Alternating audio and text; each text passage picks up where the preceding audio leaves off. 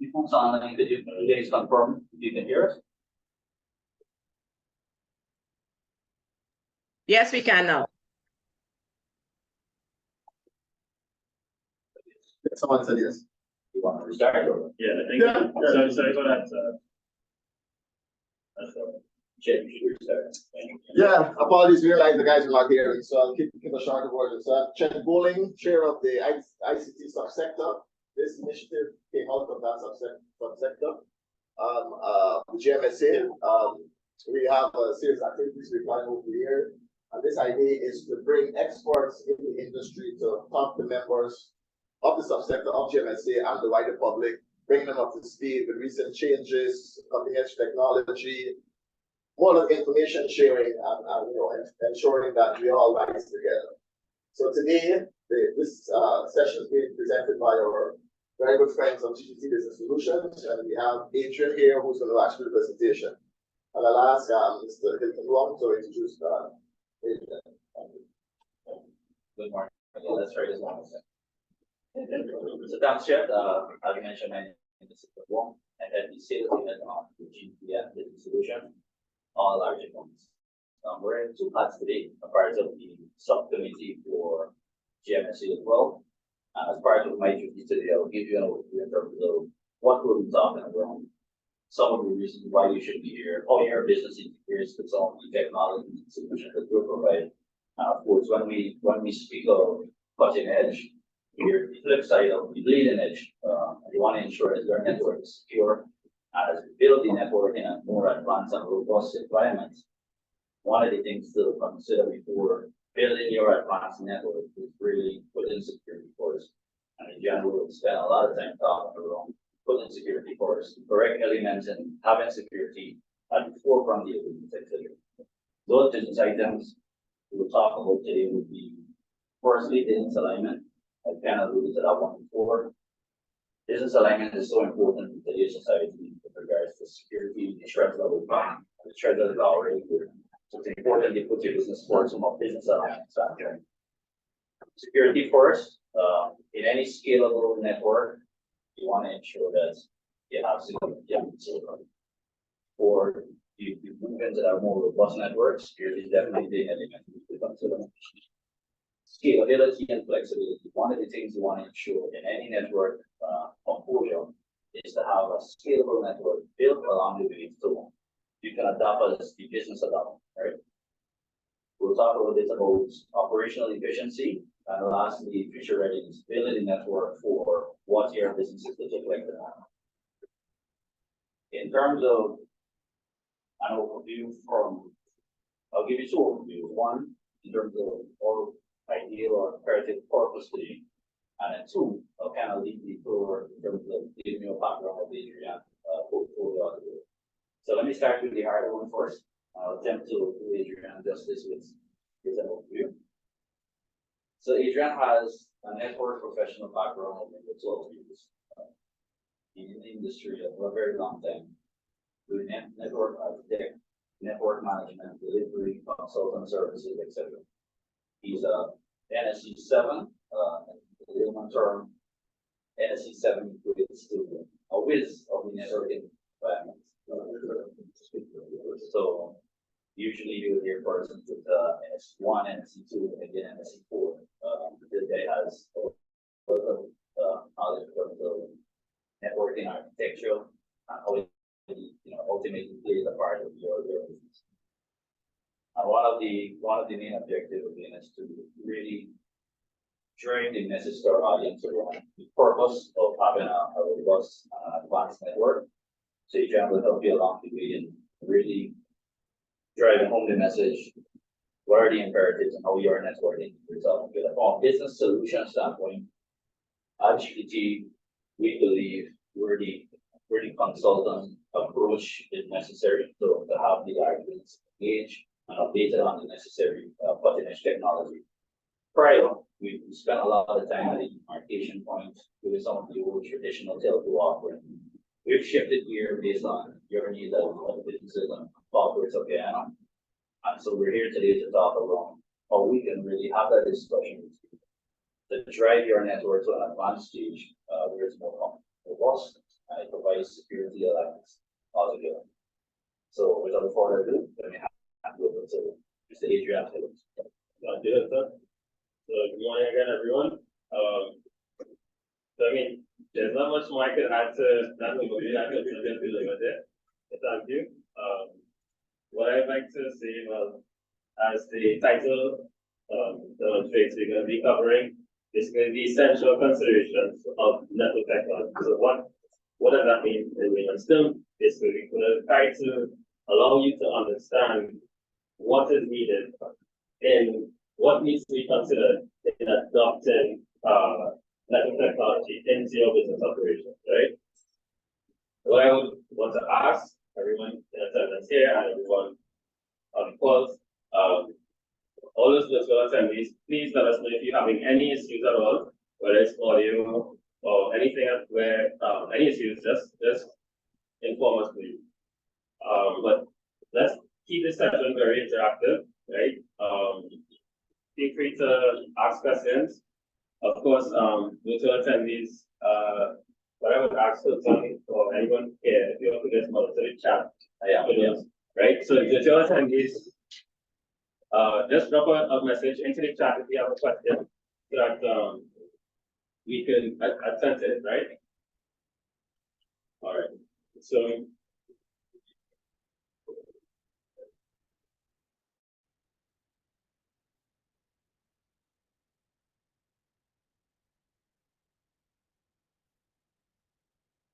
all right.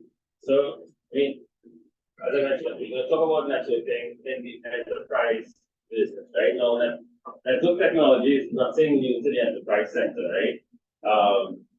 It has been and it will always continue to be a critical component of any business operation, any industry, any sector. What we have seen in the manufacturing sector recently, within recent times, is that there's been a global rise in the adoption of technology in business operation, right? Whether it's towards basically monitoring of equipment, collecting data and analytics, supporting production processes, and even just enhancing the overall efficiency of the business operation, right? So network technology has always been at the core, right? Supporting all these production processes. Now the good thing about those manufacturing businesses who actually adopted network technology today, they will always find themselves having the competitive edge against their counterparts, right? So it's something that some people are intimidated by, but it's something to embrace, I would say, right?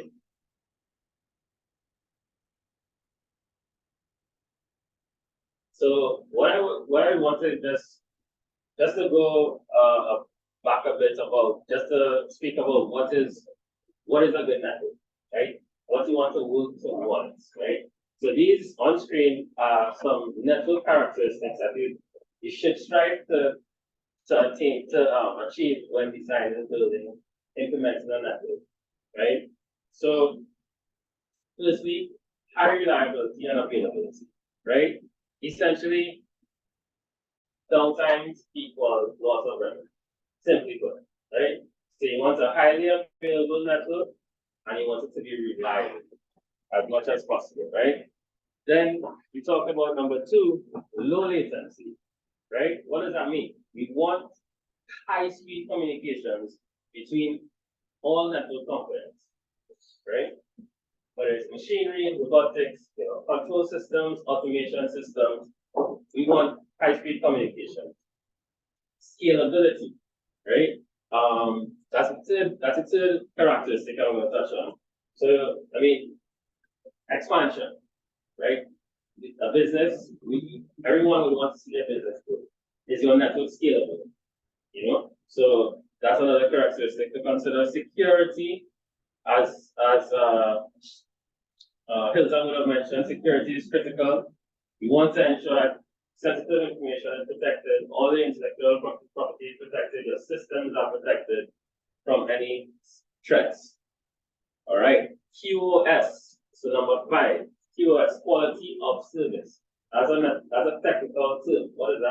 essentially, there's so much network data or traffic that will be generated by different components on your network, different systems. But some would need to take priority over others, right? There's limited bandwidth. You want to prioritize it as much as possible. Especially just to give an example. For instance, let's just say you want to ensure, hey, you can always have access to your management system, right? You want to maybe prioritize control traffic to those systems as opposed to maybe collaboration traffic, video streaming, like what we're doing here now, right? So prioritization is important. Then you look at remote monitoring and management, right? You want to be able to remotely monitor and manage all your distributed assets, right? Very easily at that without much burden and complexity, right? And of course, disaster recovery.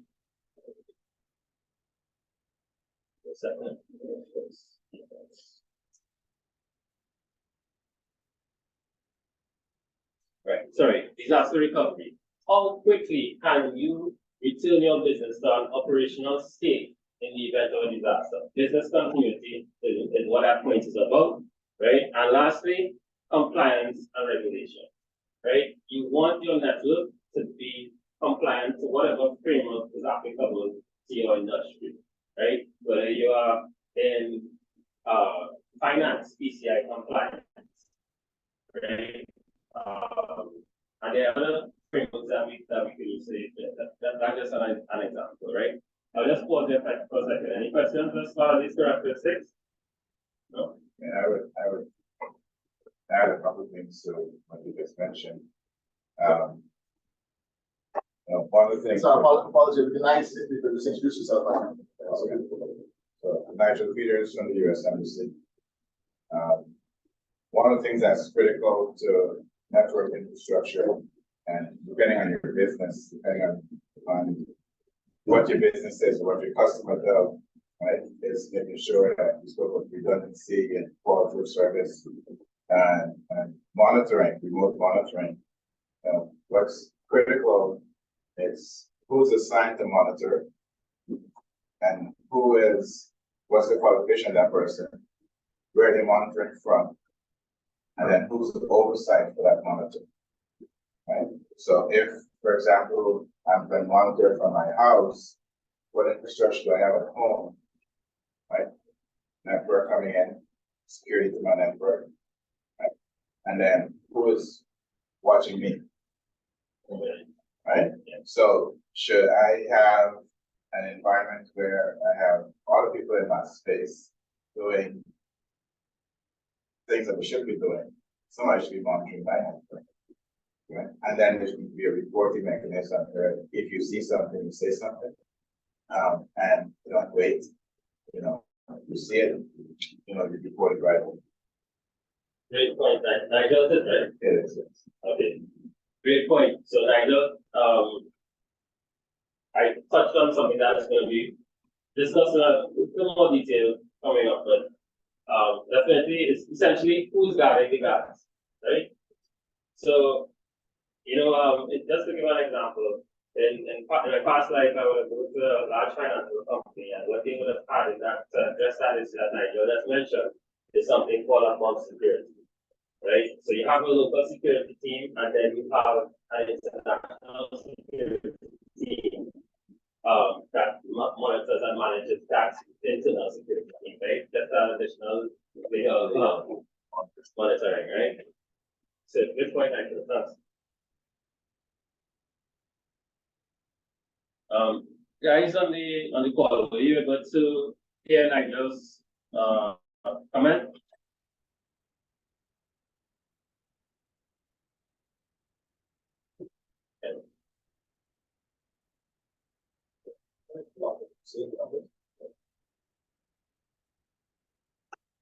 Okay. Can you guys hearing us? The guys who were logged in virtually? Yes. Yeah. Okay, great. All right. So All right, so what I want to do here now is basically dive into what we need to do to ensure that we are able to achieve these network characteristics, right? What are the considerations that would allow us to bring us to this point where we have a well-defined network, right? So I've broken those out into two very broad categories, starting with business alignment, right? So we're going to start from up top because networking is no longer just a technical concern. It needs to be strategic, right? And it needs to align closely with your business objectives. So you need to have a network strategy, right? And more importantly, a networking strategy that aligns with your business goals. So you may ask, what is a network strategy? Simply put, a plan. A plan that outlines how you're going to use, maintain, and maintain technology in your business operations towards achieving your business goals, right? It needs to be in alignment. Yeah, so you want to have a networking strategy. So the question, after this question, do you have a networking strategy? If your business have a networking strategy, and if they do, does it still align to the business goal, right? Does it, business objectives shift, they change. Does it still align to that initial business goal, right? Also, what is your current network state? A lot of persons, you ask them that question and, it's crickets. They're really not too sure. They can't answer that question confidently, right? What is your network state? And basically, once it is that you ask yourself these type of questions, you then want to start working on developing that network strategy. And then you start breaking that strategy into measurable objectives, like measurable and achievable objectives, right? And more importantly, that align with your timelines and budgets, right? So once you have that strategy, it's not broken down to bite-sized chunks, manageable chunks, measurable chunks, right? You then want to take the following steps, right? So I'm going to go through these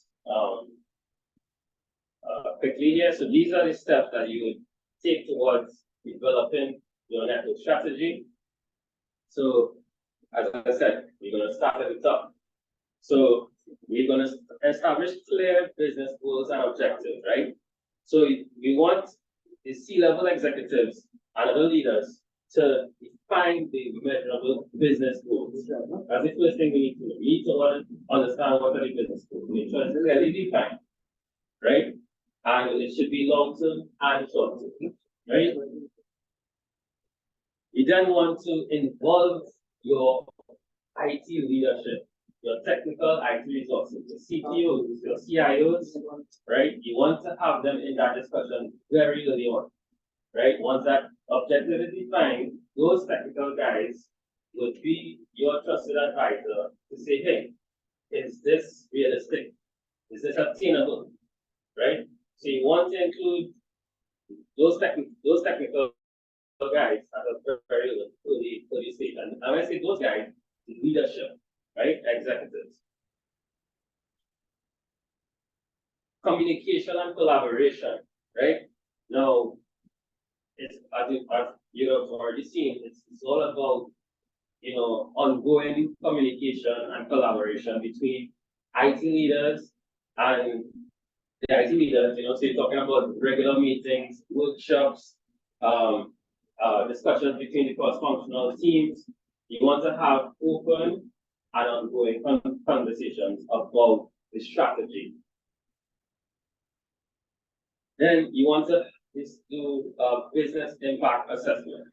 So essentially, what is the impact of these network, this overall strategy, and then those bite-sized chunks that we broke it down into those smaller network initiatives. What is the business impact? What do we want? What do we hope to see, right? And whether it's cost savings, whether it's additional revenue, whether it's customer satisfaction, what are your key performance index, key KPIs that you're going to look at to determine, hey, what is this impacting the business in the way that we intended for it to, right? Prioritization. Now, reality is that you're going to come out with all these brilliant people sitting at the top, with all these business goals, all these ideas. You're going to have a lot of smaller business projects, right? So the question is, which one are we going to prioritize? It can't all be done at the same time, right? So prioritize which project you're going to take and how you're going to execute those projects and in what order, right?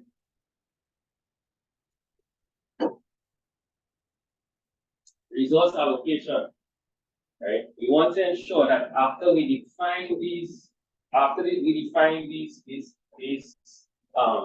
projects and initiatives, have we allocated the relevant resources, the relevant talent, the relevant budget, the relevant technologies, right, to help support these initiatives that we've now defined, right? We want to ensure that proper resource allocation is done. Security and risk management. So, I mean, speaks for itself. Cybersecurity is an integral part of the network strategy, right? We need to manage risks. With everything that is happening, we're looking to take on these new projects. We are going to introduce risk into the business. We need to manage that risk, and we need to assess make a decision on what would be the business's risk tolerance.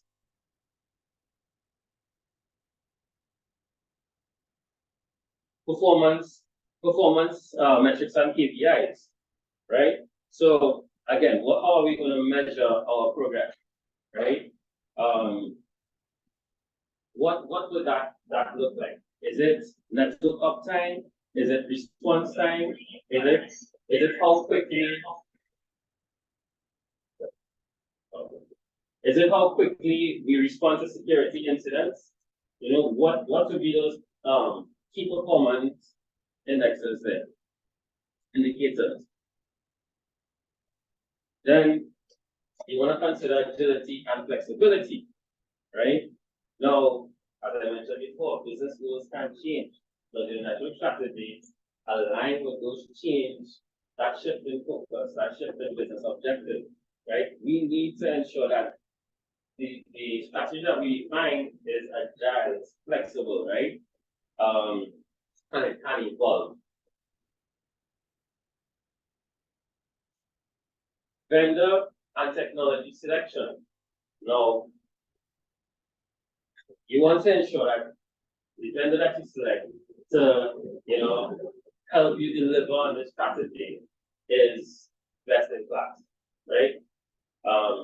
No shortcuts here. You do your due diligence and you select the best suited vendor for the job, right? Now, there are different bodies that will help give some guidance as to, hey, based on your industry or based on your project, which vendors, it's best to use. Like, for instance, there's Gartner, if you're some places trying to familiar with them, but they would release reports yearly on different sectors, different technologies, and make recommendations of the best providers, right? I just say something to that. Sure. So vendor selection, I think is critical.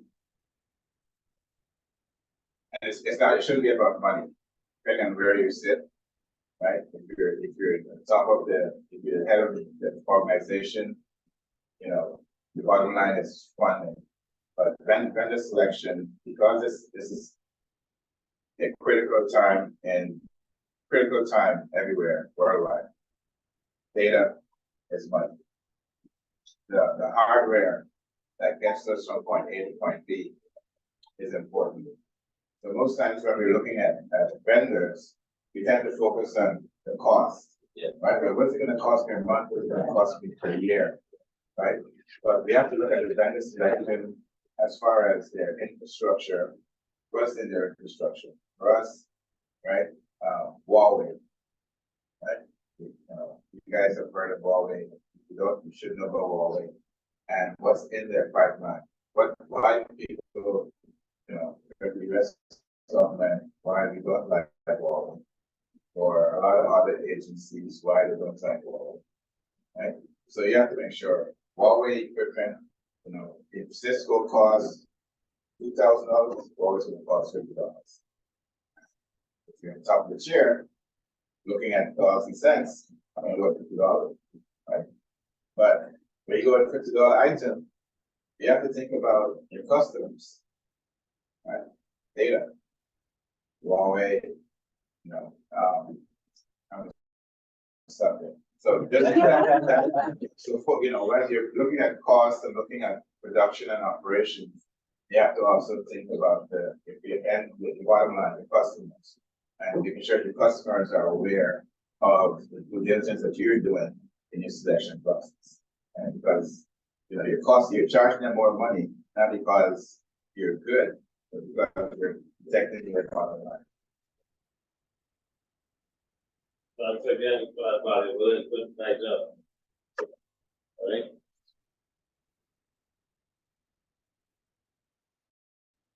So, we want to, there's going to be, you're going to have a requirement where you need to continuously assess and evaluate the network strategies alignment with the business goals, right? So, you're talking about setting regular cadence goals to basically determine where you are with the strategy and adjustment needed, right? But that regular evaluation and review is absolutely important. Feedback and input from stakeholders. Sometimes we have something in our mind. We know that what the outcome is that we seek, right? Now, it may not be received as we expected by all stakeholders. So feedback from the stakeholders, whether it's your customers, whether it's your employees, your partners, you just need to solicit feedback from everyone to ensure, hey, are we doing this right? Give us a thumbs up. Yeah. Training and education. So invest in training and education for both technical and non-technical staff, right? It is absolutely important because everyone needs to understand and buy into the networking strategy and the business objectives there, right? So we need training for both technical and non-technical staff. Governance and oversight, which Nigel touched on earlier, establish structures that oversee the implementation of the network strategy, right? Ensure that it remains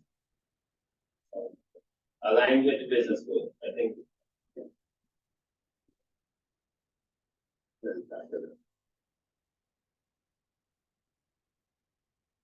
And lastly, transparency and reporting, right? So we want to have feedback flowing regularly, right? So we need to have regular reports back to the executive team and the board of directors to give an account as to, hey, where are we at with these network initiatives, right? Are we on track? Is it impacting the business in the way that we expect that it would? Reports are important. So that is all those considerations there is what will help you develop a really robust network strategy, right? Any questions before I move on to the next section? The next consideration.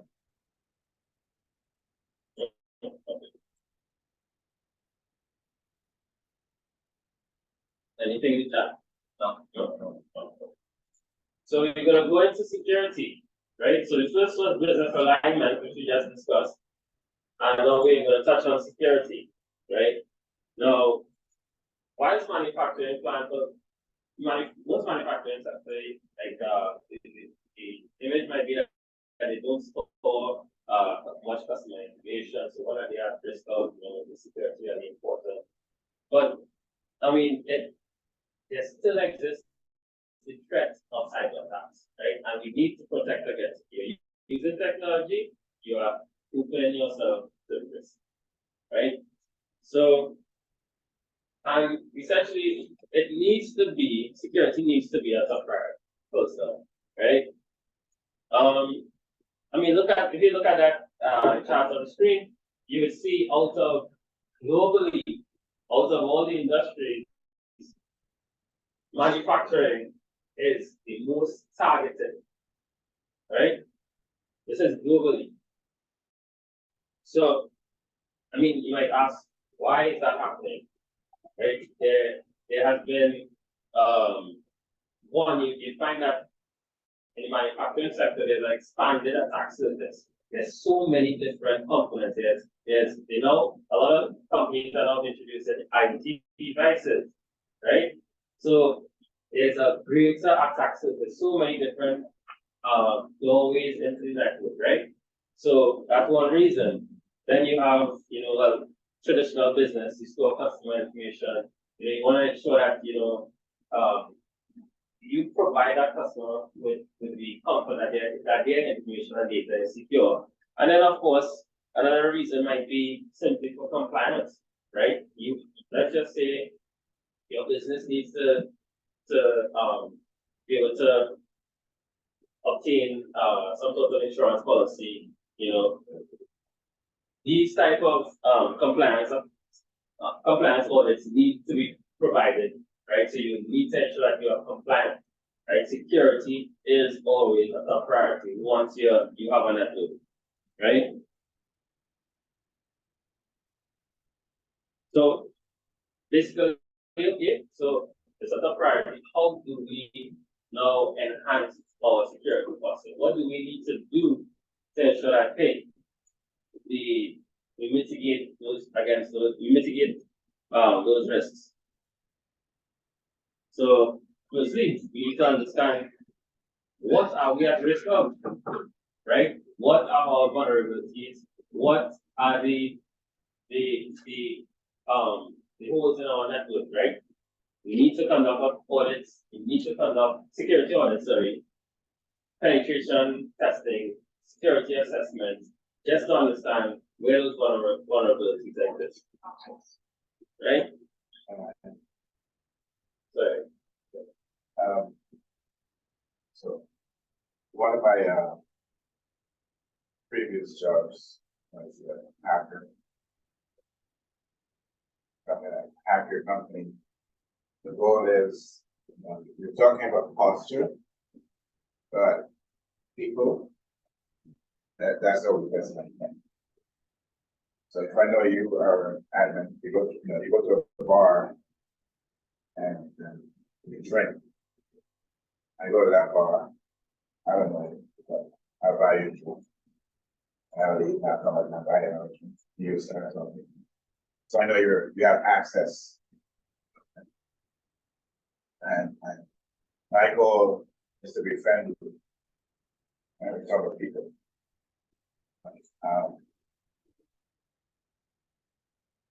In Guyana, people drink a lot. People talk a lot.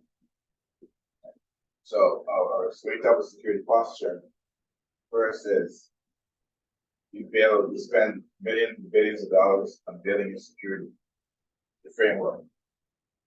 But regular people have to control those systems and their vulnerabilities, they're vulnerable, they talk, right? See if I can get you through your phone, to your home network, right? To your PC, right? If I can get you, I know where you live, I sit out your house with my laptop and I hit your network repeatedly, right?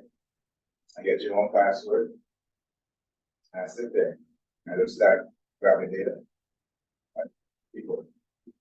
If I get that, I can get to your network.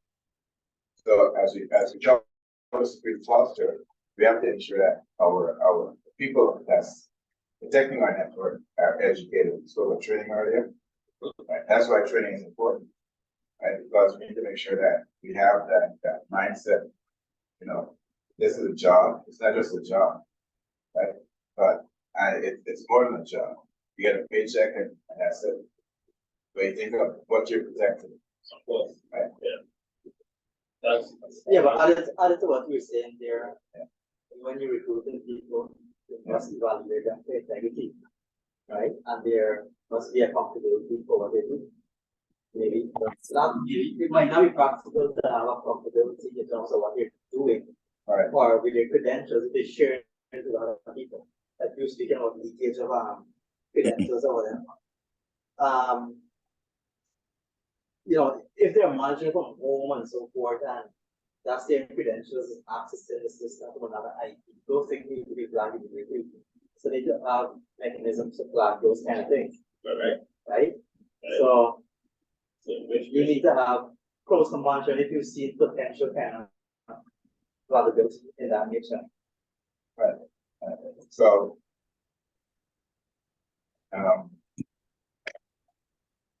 if I can pay you $100,000 to borrow your car, I know there's stuff, the car drives into your parking lot. You know, there's always, you know, I need to have, you know, I mean, I'm in Guyana. Right? Guyana for us is a critical post for is a critical post for theft, robbery, right? But there are no threats as far as there are threats. There are no threats. There are no threats. You know, robbery and stuff. That's what people are concerned about, right? So you protect against that. Then there are other things. And if you go to Saudi Arabia, you go to Middle East, you know, there are different threat levels that you're protecting against. Training is different, mindset you're going is different, right? But here, there's oil. There are all these new companies that just arrived on the land, right? And they all have to bring people here. So Africa is looking, right? Europe is looking, Asia is looking.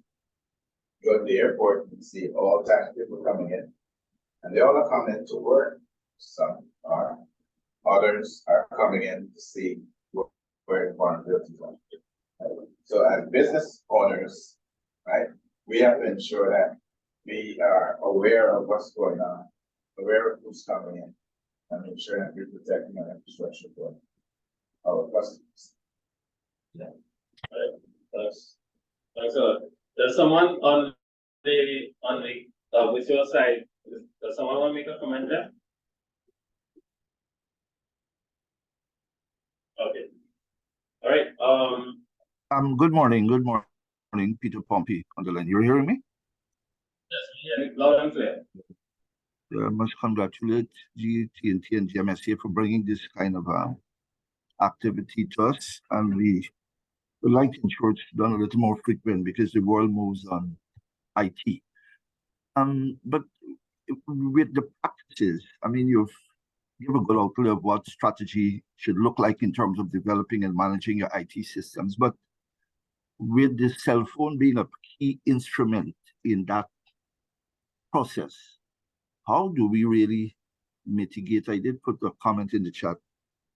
Or to what extent cell phones should have access to a network or have access to key information. When I mean cell phones, I mean officers using those instruments offline, or maybe you're taking home a laptop that allows you to have access to your company's environment, but you don't know from what safety environment you're operating in. Will GT&T, in what is happening, provide maybe down the road advisory services, or is it GT&T just sticking to the core business? Because every IT professional you speak to, you get a completely, if you were to engage 5, you get a completely different contrasting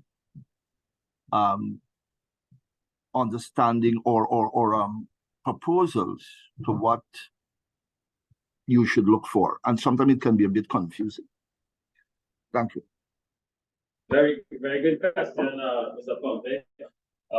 So just, I mean, I'm going to touch on that in this presentation as well, right? But just to answer your question directly at this point, there are provisions, there are ways you can secure remote workers, mobile workers. These solutions do exist.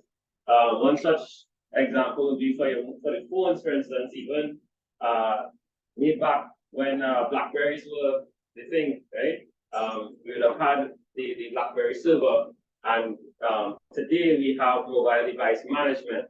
So what that does essentially, it enforces and it pushes your company policies down to those corporate devices, right? Whether it's a tablet, whether it's a mobile phone, those policies are enforced on those endpoints, and you have visibility and control over what is happening there as well, right? So it helps you to secure that perimeter, right? I will go a step further to say those devices are to be zoned, right? But we'll get into that in a bit. But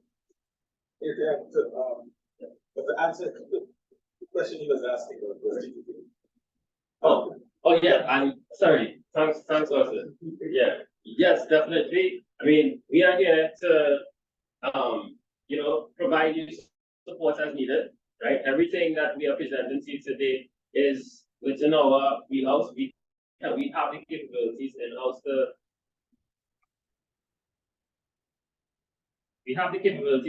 to assist, right, as needed.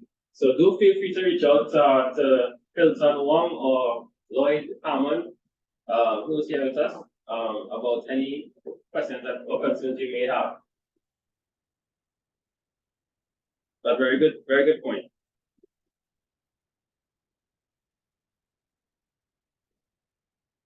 All right, so network segmentation, right?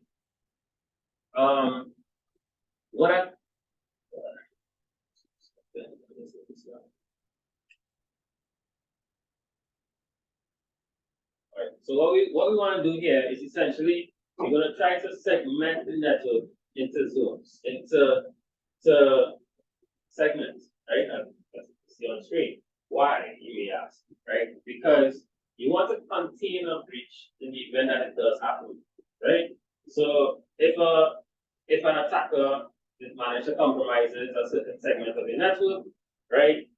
Let's just say the segment with just your end users, your PCs, your printers, and someone gets access to that segment of the network. Maybe your critical business applications and servers sits on a different segment that has higher and greater, more security policies enforced at that door, that gateway into that segment, right? So you want to create network segments, network zones. That's one way. You want to essentially you have critical and less critical business assets, group them, segment them, and secure each in a different manner, right? Access control.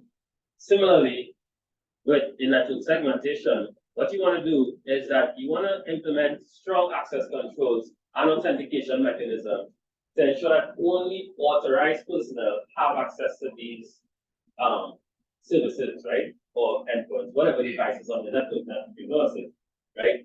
So you do an assessment of what, maybe marketing needs access to marketing resources. So those type of things, right? You want to really get granular with the access control. And then in one as well, patch management. Now, I said earlier that downtime is loss of revenue, which causes businesses to be hesitant to do patch management because usually you have to get a maintenance window, and you're talking about having a maintenance window. And within that maintenance window, it's gonna have some sort of business impact. However, patch management is critical. Software, firmware, operating systems need to all be up to date, patched with latest security patches and where it addresses the vulnerabilities and stuff like that, right? So don't be hesitant to do your patch management practice. Then we're talking about network monitoring and intrusion detection, right? So just as I would have alluded to earlier, we need to implement monitoring solutions and intrusion detection systems that detect and respond to suspicious and malicious activity real time, right? We can't, this is no longer a fight for humans, right? It's a fight against bots, right? We need to be able to respond quickly, right? So we need to have an intrusion detection system or a system in place that can respond real time.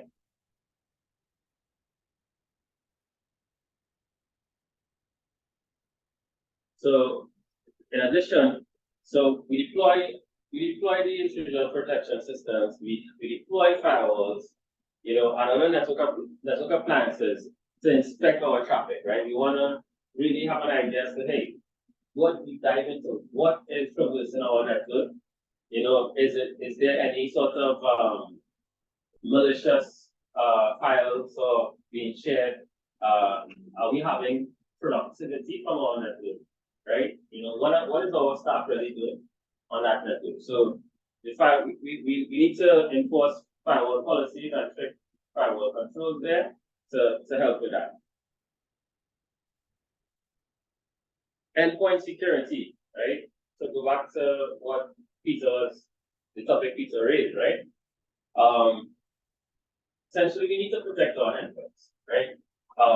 We need to ensure whether it's on net or off net, it needs to be protected. Once it's a corporate asset, it needs to be protected, right? So there are many ways today that we can protect those endpoints, whether it's antivirus software, whether it's endpoint PDR, endpoint detection and response, or whether it's just like a host-based firewall, right? Which is quite common. But we need to have some sort of endpoint protection and management tool. And more importantly, we need to always ensure that those endpoint tools or agents are regularly patched. They are homing back to the central server, you know, stuff like that, right? So sometimes we have this habit of we enable these things and we don't manage, we don't see it through, right?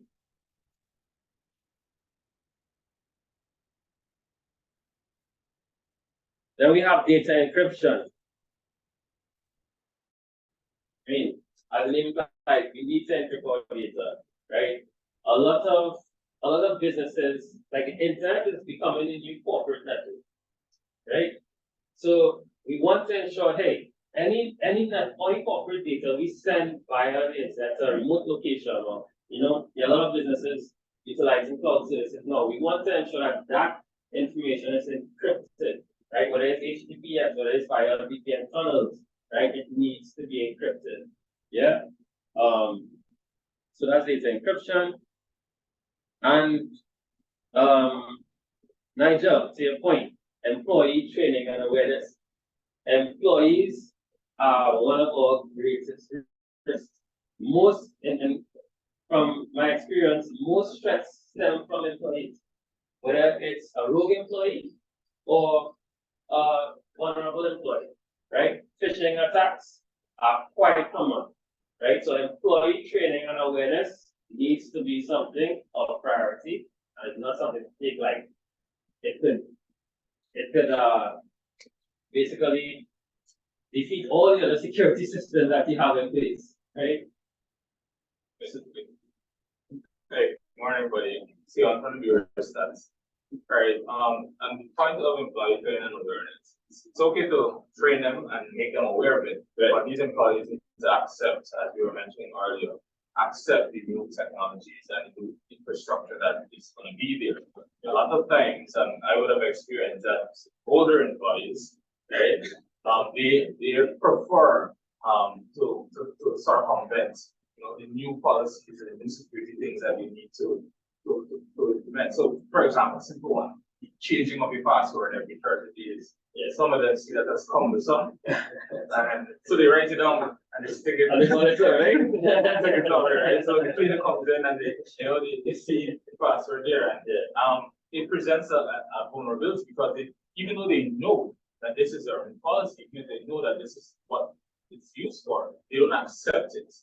It's burdensome to them. So ensuring that the employees buy in, and in planning phases, get their feedback to see how it affects them, how it affects their work. If they're going to access the network remotely, how exactly are they going to do that, and what does it mean to them? So if they understand threats, because some of them are not aware of the attack, right? They got an email from some random person, and they don't check the source to see where this is coming from, and they think it's something, they think they want on a phone, but they don't really do the check. They don't check to see this is yes, or just HTTP. They don't know if there's a manual attack or anything like that's going on. Right. So the work based out of the convenience. So we got to ensure that persons, are cognizant, that are aware that, and at all times you need to be alert.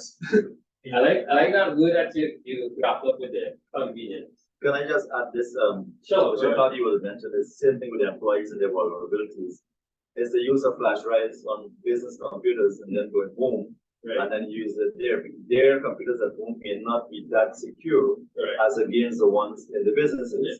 So they may bring something that goes into that network. Employees pose at great risk. I think we could all agree to that, right? Before you continue, let's touch on something. Okay. You spoke about patch management and policies and encryption. I don't know what business, as far as everyone on the table, but your business is. But I know one key thing that I recognize that you tend to store data. I think encryption. I think encryption in place. But you have a server in your office that's storing all your critical infrastructure, all your data, but you have 10 other clients in the back office working. Is that data encrypted? Patch management, it's more like, the person at the end was asking about cell phones. It's like, who's watching them? Who's watching all the devices that are connected to your email system, right? Who's watching the operating system version, all those devices? Yeah, you need to have dedicated resources allocated for those. That's why the point of resource allocation was very important, right?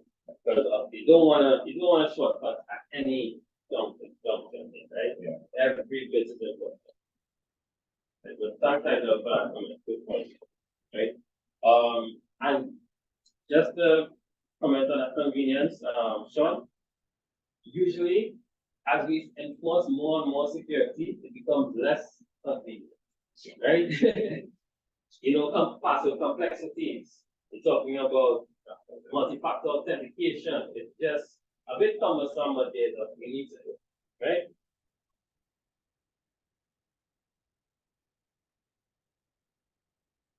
So we need to have an incident response plan, right? You can't be fishing on, okay, well, who do I need to speak to? An incident has occurred, who do I need to talk to? No. That time is critical. You need to have an incident response plan. So you develop and regularly update an incident response plan that will outline how security incidents or breaches will be treated, right? Some companies immediately, well, they tend to outsource that altogether,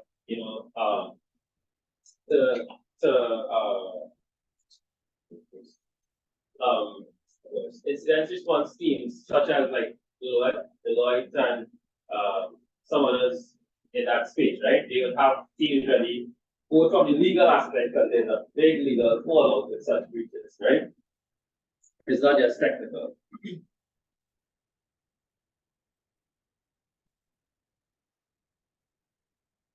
So then we talk about vendor and supply chain security. Assess the security of the third party, right? Kind of possible, kind of in alignment with what you mentioned in item, right? We need to ensure, well, hey, what are vendors doing? You know, are they adopting security practices? We're trying our best to adopt security practices the best here. But our vendors, the person that we partner with, the person that we outsource our network management to, are they too so security conscious? You know? So that is very important, right?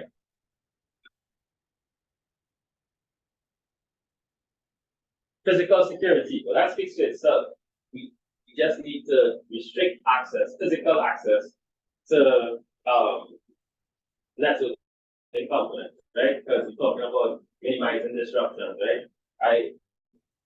In a past life, again, I remember there was a guy who he would go and literally unplug like his phone from business. He would unplug his phone so that he can't get calls, his IP phone from the network, right? And then he would complain, hey, his phone is not working. When his manager, the direct report asked, hey, well, what's going on? You know, you're not responsive, you know, like, well, I'm supposed to fix my phone, you know, and stuff like that.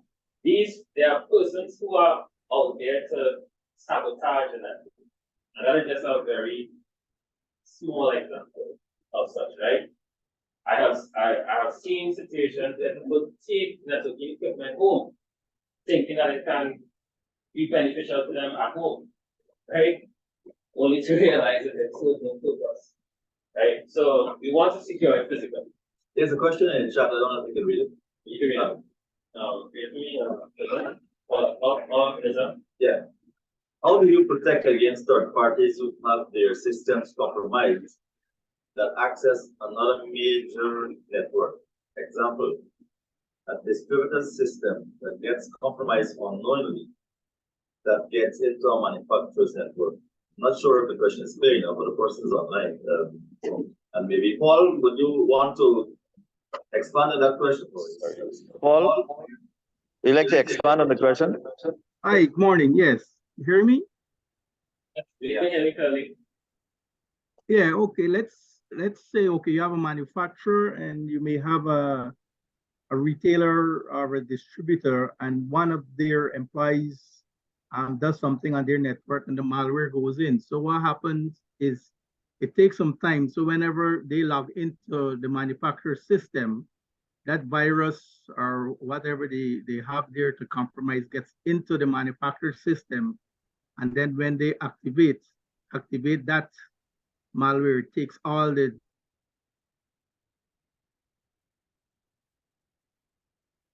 Paul, I don't know if you lost me still there.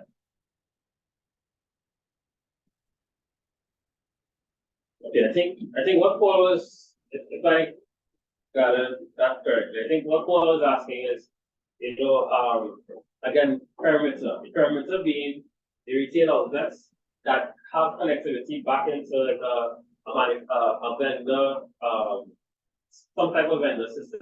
Whether it's I'm trying to get an example. Like an inventory. Yeah, like an inventory system, right? But provided by a third party.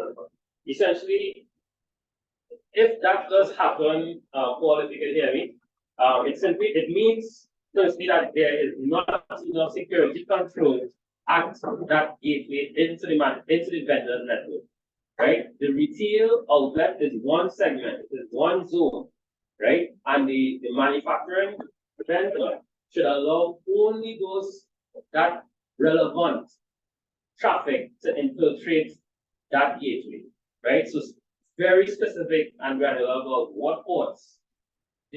Most vendors like I would have done some work in financial industries, and they partner with vendors like the ATMs and stuff like that, right? Now what you find is that there's only one allotted IP address that can speak to their vending system. There's specific ports that are allowed, and on top of that, there's a security inspection on that traffic, right? So if that does happen, it means that a proper assessment was really done on what was required at that gateway. I hope that answers the question. I hope Can I just make a quick? Yeah, I understand. Yes, quickly. How do you think our current laws are matching our IT infrastructure as it evolves based on the progressiveness of our economic environment now? And do you think that and maybe the government infrastructure should have a kind of advisory mechanism that help, because what we're moving to now is what we're not accustomed to for many years as local companies. Many years ago, you ask your lawyer for a non-disclosure, he writes you a paper and a half, right? And that used to be a non-disclosure, maybe put in the key elements or what you consider to be the key elements, and there's a in today's world, the non-disclosures are based on the scope of what somebody is either offering or what they're asking you to retain as valuable information. How do you see with your suppliers, your customers, would it be impolite if they're using your network or if you're allowing access for, as the gentleman said just now, non-disclosures being at least the standard bearing document to say, well, look, even with employees, as a part of the employment policy requirement. What are your thoughts on that? So thank you, Mr. Pompey. So what I would say, so I think the question, yes, right? It should never be negated. And so NDAs, once you enter into any relationship, right? Whether it's technology or otherwise, you want to protect your intellectual property, right? So non-disclosure agreements are commonplace and should be maintained, right? And I think they should be exhaustive, right? It should not be summarized in any form or fashion, right? So it may be a long read, but it's necessary, right? Do get your partners, do get your clients, your employees as well, and put it into their contract and ensure that, you know, they sign on to that. Because should you have legal fallout, at least you have that protection, right? As far as whether, you know, the government enforces such practices and laws, I honestly, forgive me, I don't have visibility of that. I don't know, person you did anything about that, right? So I unfortunately I can't comment on that, but I think it should be of your interest to ensure that you take that initiative, you take that step in all your relationships going forward. Did I answer your question, Mr. Pompey? Yes, thank you. Thank you.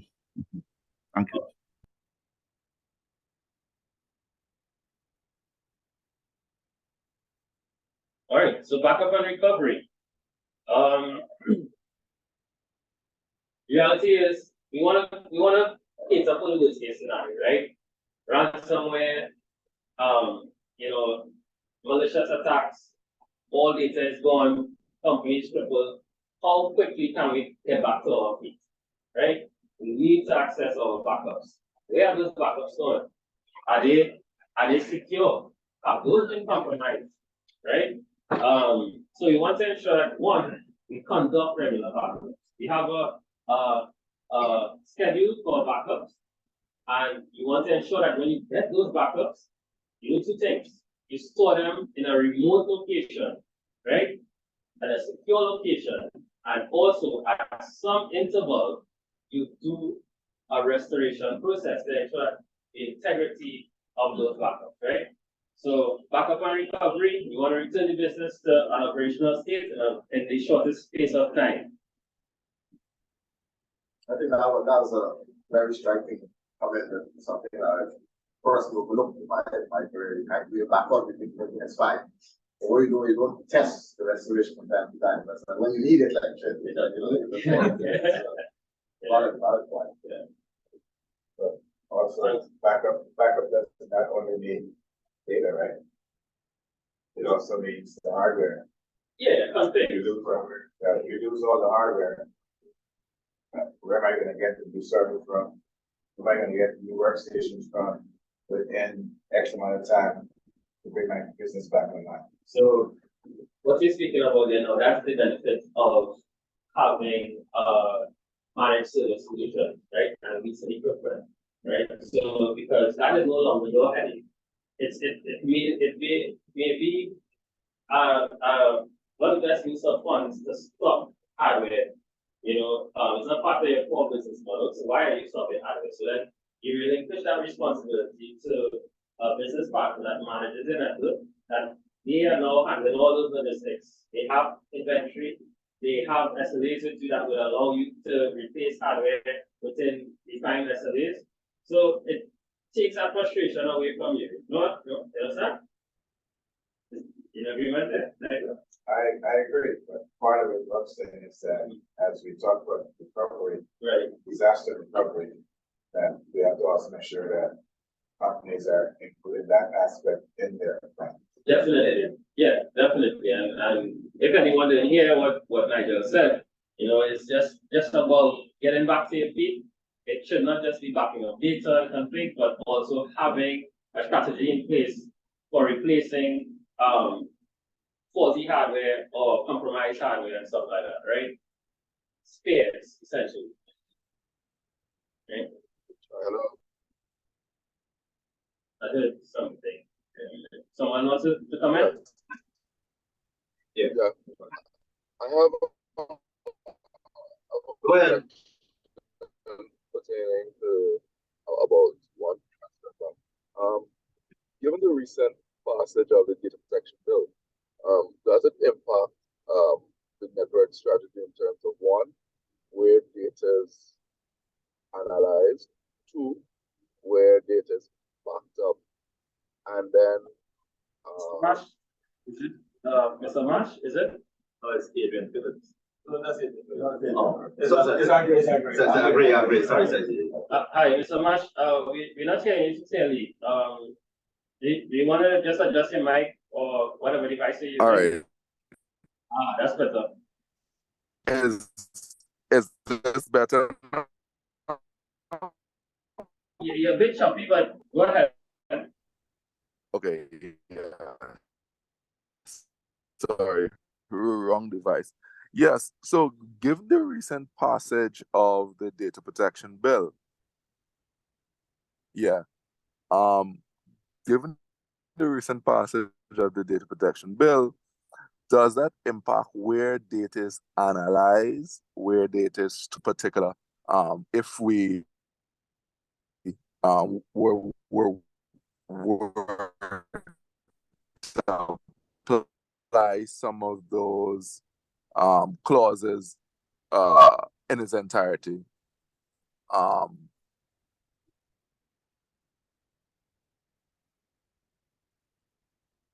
Okay. Thank you, Mr. Mash. If that's it. So of course.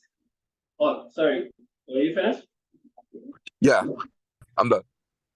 Okay, good. Of course, so data sovereignty is something that can't be ignored as well, right? As it relates to, data sovereignty laws impact it varies based on industry, it varies based on industry sector. Everybody will have their own laws about where their data is stored, right? However, I mean, I'm not sure if anybody here has encountered any limitations. So we just said we now started it's a new law, right? It's like I want to say weeks old. Right. And we are now trying to figure out the implications for our business. Right. Obviously, we handle a ton of data and customer data from KYC all the way to usage data. And I think one of the exemptions for holding on to data in the first place is analysis, like I mentioned, right? So you need to be able to have data to analyze to be able to improve on the products and services. Right. So the question becomes not just what kind of data you keep and for how long, and how they should be managed to protect the information in the first place, meaning shouldn't get into the wrong hands, even the employees' hands. What can be discerned from the data itself? So instead of having, Adrian Phillips, and this is his information, you have customer number one, and this is information. So even the data does get out, it's just customer number one, nobody knows who customer number one is, right? So there's some constraints around and some important implications around how you keep the data in terms of the format, right? And also the protection of the data, right? So it's even more strenuous because now you're talking about serious findings. And I want to even say there might be some jail time depending on the gravity of the breach, right? So it's a very serious set of responsibilities around customer information. And because it's a new law, I don't think it's in effect as yet, it's been passed. Right. So I think there's some time for companies to really understand the implications, but I would say that this conversation here, and we really need to have another session like this about right? Yeah. About that. This is about something that you want to think about the next time. But very, very serious. And the question about where the data is stored, how it's stored, is going to be a very, very important one because the cost of a breach is going to be really, it's going to be itself a risk for the business. All right. Right. I think banks are on the top of the food chain. Yeah. Right. Because they're right now you see that banks will be go on your books. So, yeah. And that itself, that's data.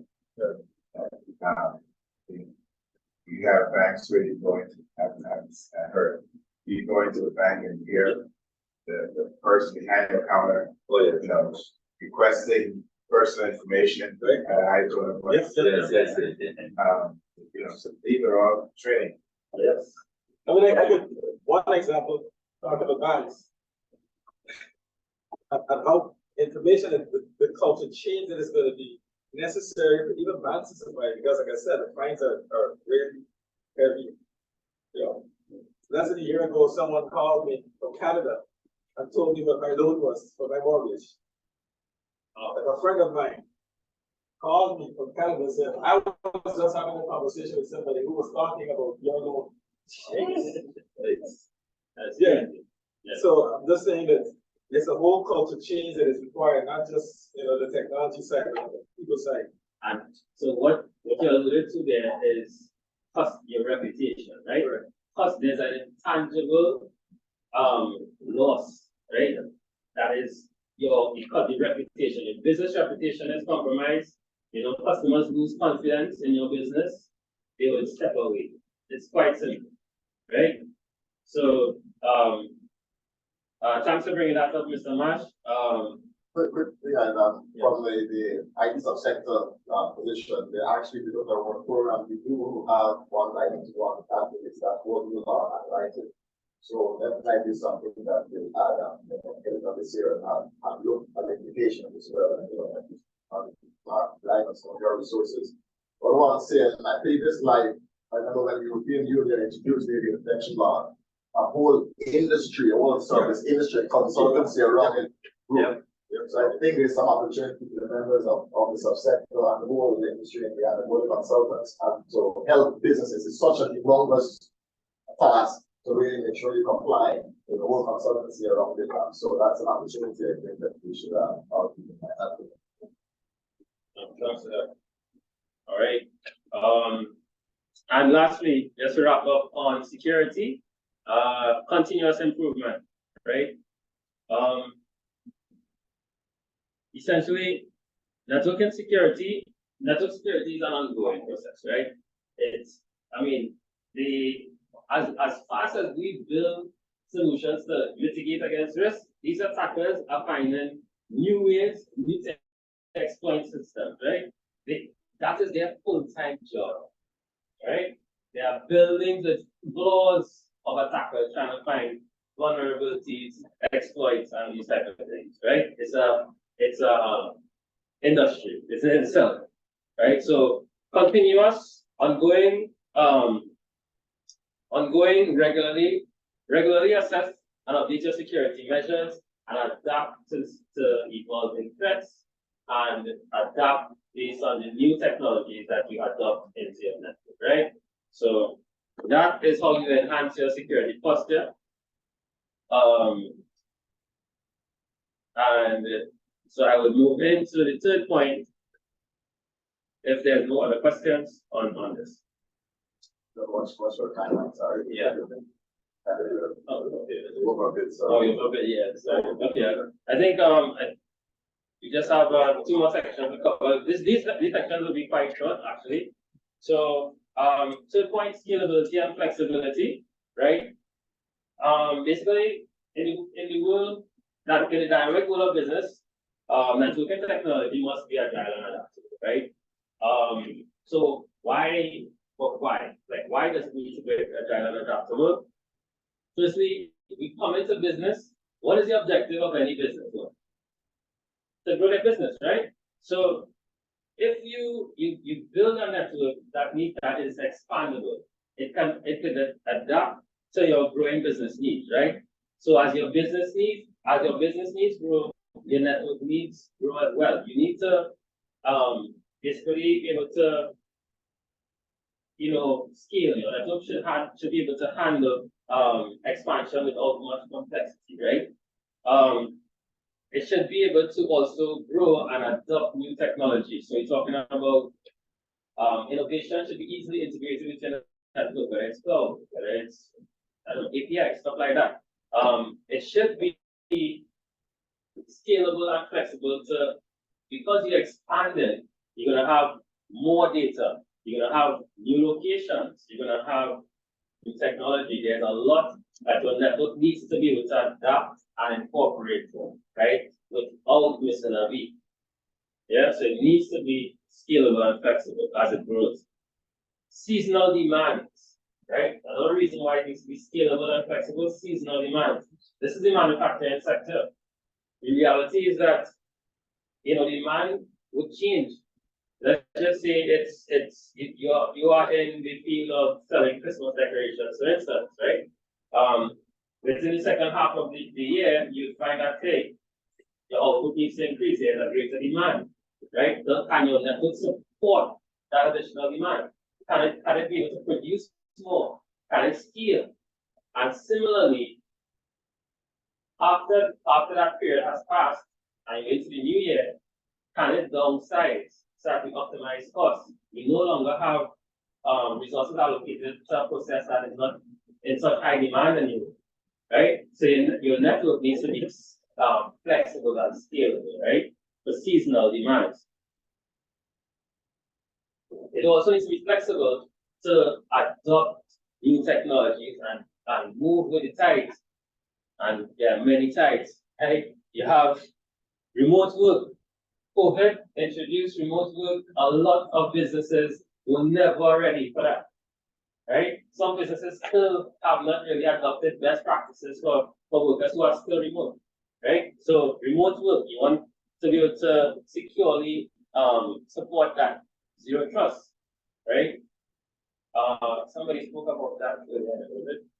But somebody mentioned, a little bit of zero trust, basically ensuring that, like, trusting no one, right? Every process, every application is vetted before accessing the core, right? IoT, I mentioned, cloud integrations, network as a service, meaning integrating with a third-party partner, right, to manage and oversee your network. SD-WAN, to have better use of your WAN, right? Better, more redundancy in your WAN, more efficiency in your WAN with application steering, right? SD-WAN. And then lastly, AI, right? Well, I mean, it speaks to itself. Anybody here who has not used ChatGPT, you need to get onto that, right? So you just need the network needs to be able to integrate with all these trends, right? So then we move into, is there any questions on that slide, sorry? On the previous scalability and flexibility? mean, I think one of the things is if your business is still using them passwords, you have some vulnerability. Because and if your passwords are not set up in such a way that the number of characters and it's complex. We moved from 12 characters to 60 characters, and was moving to 25 characters. You have to recognize that passwords, requires memory. Speaking to the older users, they can't remember, they write things down. So how do you fix that? Biometrics. Yeah, biometrics is one of that, yeah. Okay. Operational efficiency, right? So again, we touching on the essential considerations. So you have mentioned business alignment, we mentioned security, we mentioned scalability and flexibility. The fourth one out of the five is operational efficiency, right? Essentially, time is money, right? So in manufacturing sector, that is most valid, right? And efficient network operations need to be at the forefront of your business, your mind, top of mind essentially, right? So we need to optimize things. But what do we optimize? How do we optimize that and why? Right? Simply put, if you have an efficient network, you're talking about loss of valuable time, wasting time. Let me just give you a quick example of something I noticed on my way in here when I arrived earlier this week. I arrived into the airport to be greeted by snaking lines at immigration, right?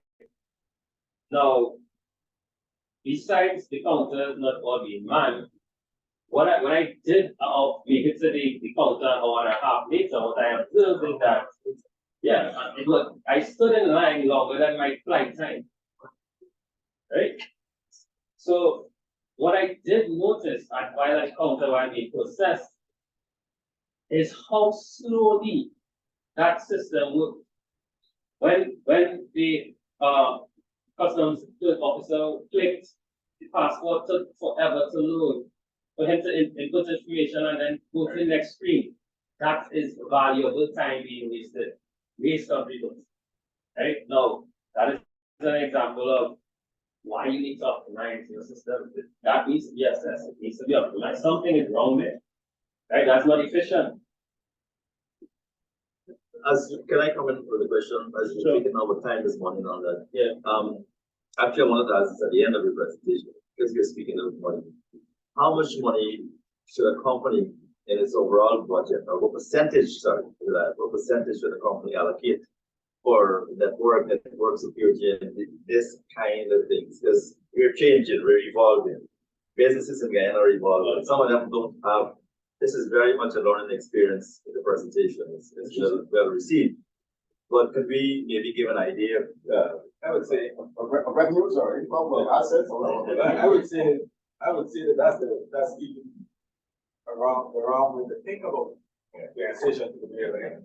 So because you constrain yourself to revenue or profit or whatever, and then you work backwards, right? But in fact, what Adrian mentioned a couple of times is you look at the risk, the cost of the risk. Right? So there's a value to the cost of the risk, and you actually mitigating the risk. So, for example, if you had a car that's worth $1 million, you wouldn't pay insurance based on, or you wouldn't want the insurance to be based on the income that you make. You'd want the insurance to be based on the value of the car. Right? And so the risk, the value of the risk is the value of the car. The car got enough, so everything else is gone, right? So you have to assess the risk. You have to answer that question. What is the risk to my business? okay, If the risk is $1 million, then you should be willing to spend up to $1 million to mitigate that risk. So I think that. Right, and I would think that after that is, the business is worth $1 million, the employees may not be worth $1 million to you, right? But you have a critical resource that you provide to your customers, right? And based on the skill set of your employees, they're not able to provide that protection, right? So you need to bring somebody in, bring an entity in, provide an extra protection, which alleviates you from that risk. Yeah. Right? Because the company you bring in, they're gonna take on that responsibility. They're gonna take the punishment. Thank you. Thanks, man. Yeah. So that's resource optimization. Then we talk about problem resolution. It needs to be rapid, right? We don't want to be wasting time on issues. Remember, I started downtime is loss of revenue, right? So we want to quickly be able to return to a functional state, right? So an efficient network management approach for problem identification, problem resolution, and just essentially minimizing disruptions needs to be adopted, right? So rapid problem resolution. So like for instance, just to give an example of how you treated that is EDR, for instance, right? EDR is a technology that basically tracks it tracks this healthy state, assesses what the healthy state of a system is, and then it tracks any changes from that point, right? So we need to go back, it will automatically revert back to that functioning state, right? Rapid resolution, sometimes it happens automatically without any human intervention, right? Then we need to optimize and be able to scale without complexity, right? Again, the objective of our business is to grow the business, right? So we want to grow it, but you ever found that, I don't know if any of you all have gone into a business and it seemed like it was just done haphazardly, meaning they have a core network, right? But then as the business grew, they decided, hey, let's add on this, let's add on, and they kept adding and expanding without a plan. Troubleshooting that network becomes a chore, right? It's so complex, right? That you then tend to hold on to one resource because that one resource knows about the network, in great detail, and you can't really bring a new resource in to really understand this mess, right? So you want to do just scale without complexity, right? And just be able to reduce the administrative burden. So how do we do that? Essentially, automation, as I mentioned, and orchestration. Automation in the sense of utilizing APIs, right? Administration, orchestration, such as, like, for instance, templates, use of templates. Okay, we want to scale, we want to grow. Guess what? There are systems in place now that it documents or templates how a branch location should be, how a core location should be.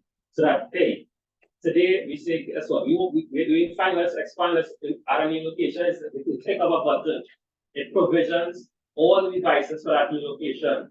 Switches, firewalls, routers, access points, everything automated. It's done from a template, right?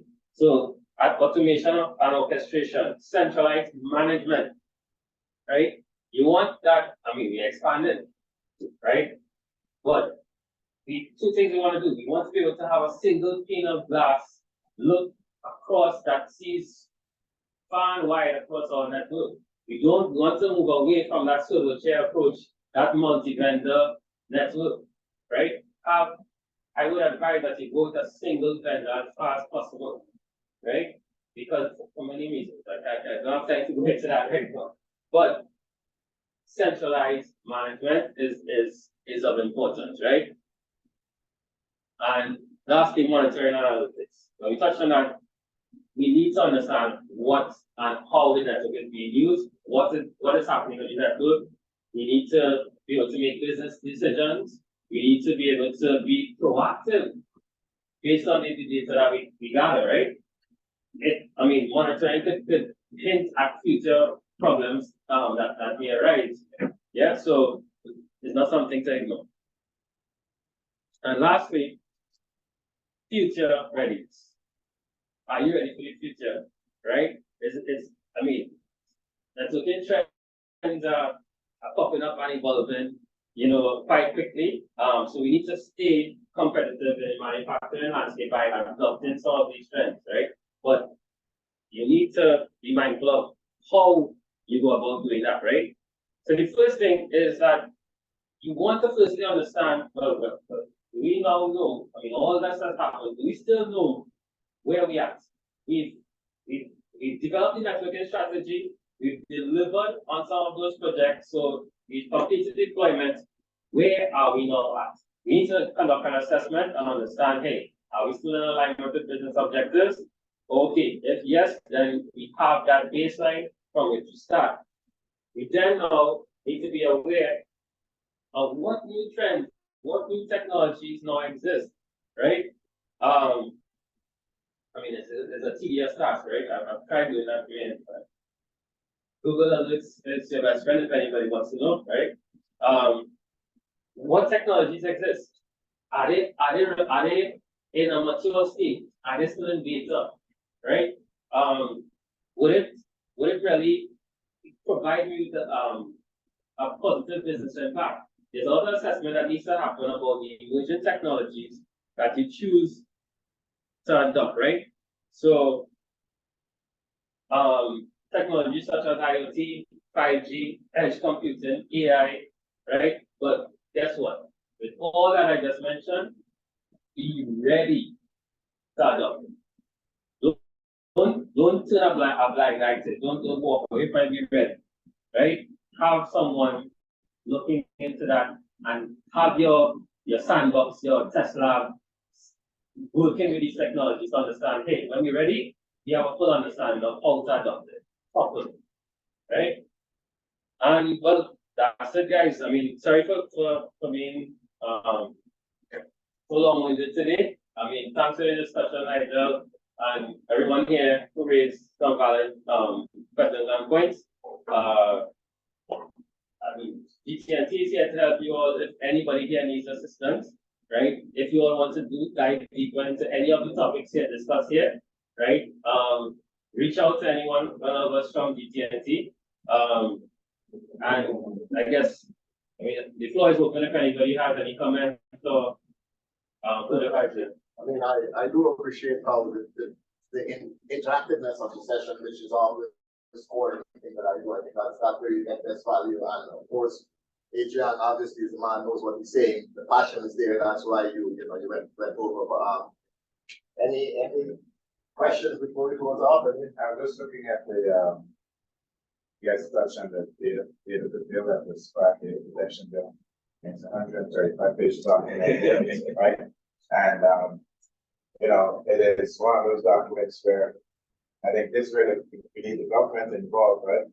In that, in order to execute that, what is behind Reddit that was brought it up. But in order to execute, I think businesses now will need forums like this to kind of educate them as to the steps they should take. Because we have businesses, small businesses, we have big businesses, we have businesses that are making money, we have businesses that don't know if they're making money, right? But they're all at risk. And because they're all collecting data, and then using this for one of the things is that it's a cash-based society right now. And as we transition from cash-based to digital, currency, there's a huge amount of risk and exposure that's going to occur. Right? So how do you prepare? How do you prepare that market, those customers or vendors to protect themselves? Right? And we talk about businesses, then we also have to think about the customer. Yeah. Right? The retiree that has a bank book that's going to withdraw money and studies to use the book and withdraws all this money because the bank they do due diligence to ensure that this is safe for themselves again. Thank you. It was very educational. Yeah, Adrian, thanks a lot. It was very educational. Our colleagues online, anyone has any final questions or comments before we close out? If not, allow me to say thanks again to GTT, general for providing the source of this event, and Adrian in particular, good to have you. Yeah, thanks very much. I do like having you here, even though you're doing that. Thank you very much, guys, and give ourselves a round of applause. Thank you. You're hearing from us. Yeah, just do my, can you share the presentation with the chains of the association? Oh, definitely. The station. Yeah. Just send to the guys.